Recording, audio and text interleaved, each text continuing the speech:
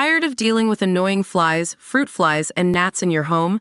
The Zevo Flying Insect Trap is your ultimate solution. Don't wait. Check out the link in the video description now to get your Zevo Flying Insect Trap on Amazon and enjoy a bug-free home today. A pair of well-connected Democrats have issued a bombshell memo detailing their wild plan to replace President Joe Biden on their 2024 ticket. It would require Biden to step down as the head of the ticket by mid-July to pave the way for other Democrats to throw their hats in the ring for a blitz primary that would feature celebrities such as Taylor Swift and Oprah, according to Semaphore. The 6 candidates with the most votes from delegates would also have to vow to run a positive-only campaign. The plan is the brainchild of Rosa Brooks, a Georgetown law professor who served in both the Obama and Clinton administrations and as a volunteer policy advisor to the 2020 Biden campaign, as well as Ted Dintersmith, a venture capitalist and education philanthropist who has donated to a number of Democratic campaigns.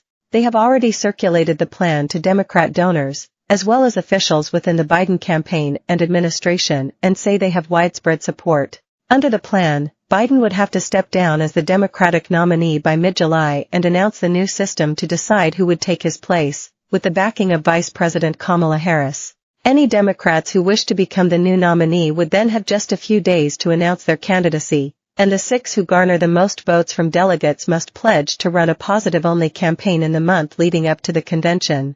The so-called blitz primary would then include weekly forums with each candidate moderated by cultural icons like Michelle Obama, Oprah, and Taylor Swift.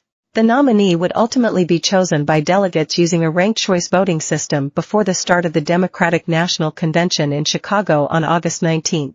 Brooks and Dintersmith then suggest the nominee should be unveiled on stage with Biden, former President Barack Obama, and former President Bill Clinton.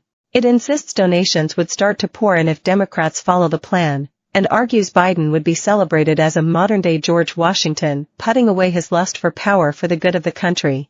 We can limp to shameful, avoidable democracy-ending defeat. Or Democrats can make this our finest hour, the memo says. While we hope for help from Lord Almighty, the Lord helps those who help themselves, it continues, apparently referencing Biden's make-or-break interview with ABC News' George Stephanopoulos in which he said only the Lord Almighty could tell him to drop out of the race. We need to act now, the memo argues. But it acknowledges that there are some issues with the plan, as Biden has thus far refused to step down. Additionally, under the plan Vice President Harris would not automatically take the helm as several Democrats rally around her. Will it happen? Probably not, absent a timely decision by party leaders, including President Biden, who truly put country first, the memo says. Yes, President Biden has served his country with distinction for 5 decades. Yes, this honorable man deserves our respect, gratitude, and admiration. But not our blind loyalty. America desperately wants an uplifting choice, it says. Still, Brooks said she has received near-universal support from those to whom she sent the memo, suggesting that party leaders would be on board if Biden backs it.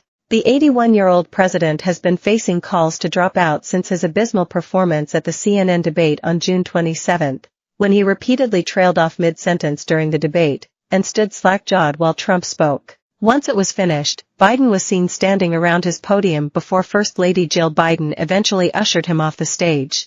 It has since been revealed that the president showed up late to his disastrous debate with Donald Trump.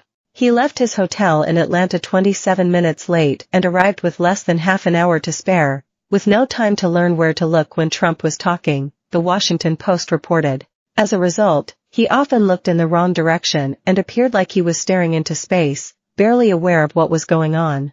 Biden later blamed exhaustion and being sick for his performance at the debate, claiming he even had to take a COVID test before the debate. He tried to prove he was still capable of running the country with the one-on-one interview with Stephanopoulos once again failed to convince even those in H.